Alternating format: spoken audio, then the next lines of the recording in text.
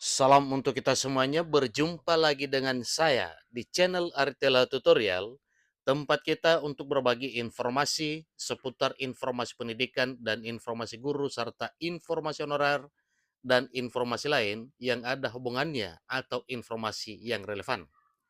Pada pertemuan ini saya menyapa seluruh Bapak Ibu honorer setanah air Indonesia yang selalu setia melaksanakan tugas tanpa mengenal lelah dalam melaksanakan kegiatan publik sesuai dengan bidangnya masing-masing di instansi pemerintah pusat, demikian dengan instansi pemerintah daerah.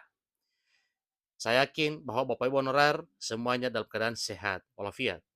Saya juga menyapa seluruh masyarakat Indonesia dan para pencari kerja, di mana kita mesti tahu bahwa pemerintah tidak tinggal diam untuk menyejahterakan masyarakat Indonesia.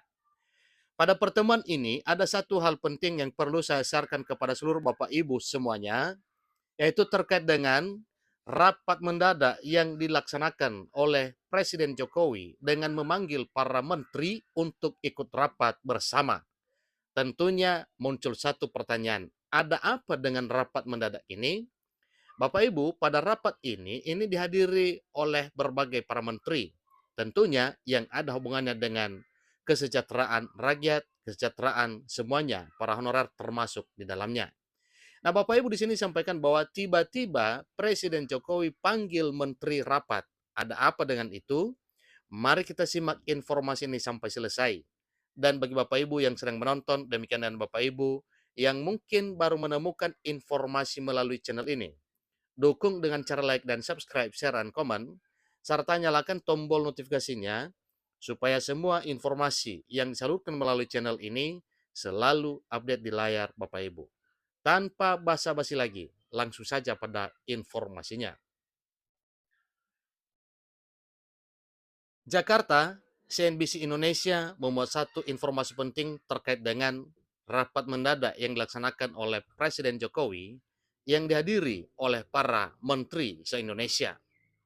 Presiden Joko Widodo melakukan rapat internal dengan beberapa menteri terkait penciptaan lapangan kerja di Istana Kepresidenan pada hari Rabu 29 November 2023. Itu dilaksanakan pada sore hari. Beberapa program akan dijalankan supaya bisa menekan pengangguran. Nah, tentunya bila program pemerintah untuk menekan pengangguran berarti yang sedang dipikirkan dan dirumuskan adalah kesejahteraan rakyat. Rapat berlangsung tidak lama seusai Presiden Jokowi melantik Kepala Staf Angkatan Darat KASD, Maruli Simanjuntak, yang berakhir pada pukul 14.30 WIB. Terpantau rapat internal itu berlangsung dari pukul 15.00 hingga pukul 16.00 WIB.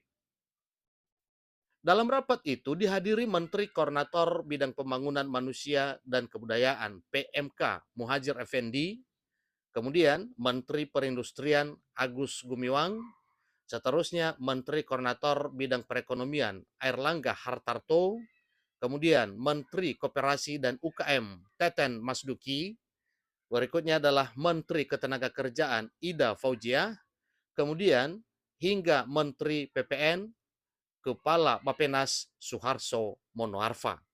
Itulah para menteri dan para pimpinan yang hadir pada pertemuan rapat tersebut, rapat internal yang dilaksanakan dan langsung dipimpin oleh Presiden Jokowi pada tanggal 29 November 2023 yang berlangsung pukul 15.00 WIB hingga 16.00 WIB sore hari.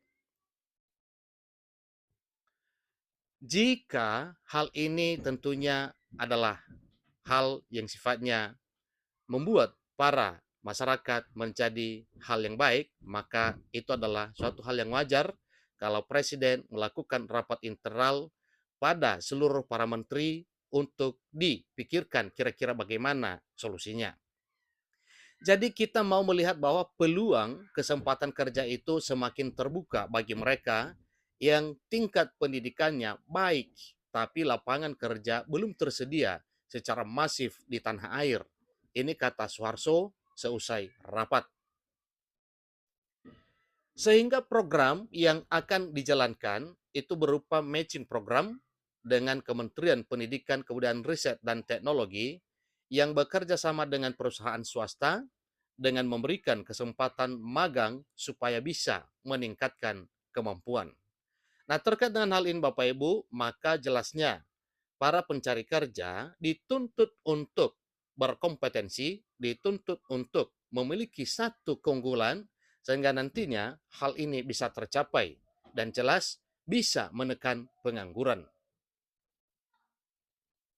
Yaitu bagaimana perusahaan swasta menyediakan diri sebagai tempat magang, dalam arti bisa mendapat orang yang skillnya dinaikkan, tapi juga bisa hasilkan produk prototipe, kata Suharso.